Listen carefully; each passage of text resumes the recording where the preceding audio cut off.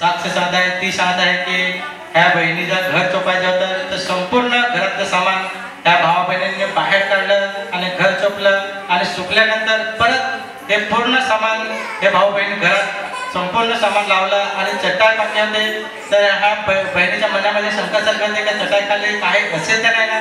तर ह्या बहिणींनी चटाई उचलली आणि आत नेऊन ठेवली आणि परत ती बाहेर आणायला गेली काहीतरी. तर त्या सापावरती ह्या बहिणींनी पाय ठेवला. तर ह्या बहिणीला लगेच चिचवसं खावं वाटलं तर तिने पाय मागे घेतला आणि बॅटरी पाडून बघतो तर साप म्हणजे त्या सापापासून ह्या बहिणीला देवाने वाचवलेला आहे. म्हणून ही बहीण प्रभेशला धन्यवाद देत आहे. तशीच ती दुसरी साक्ष सांगत आहे की मी झोपली असताना ह्या बहिणीच्या मांडीला काहीतरी चावलं, संपूर्ण रगत मेलेले तिथे आणि खूप खाज यायचे. असे वेळेस ह्या बहिणीने विश्वासाने देवाकडे विनवणी केली आणि देवाचं रक्त सतत ते लावत राहिले. ते रक्त मेलेले आणि खाज येते पूर्णपणे प्रभेशने बरं केलेला आहे. म्हणून ही बहीण प्रभेशला धन्यवाद देत आहे. आपण जोरात टाळ्या वाजवून प्रभेशला धन्यवाद.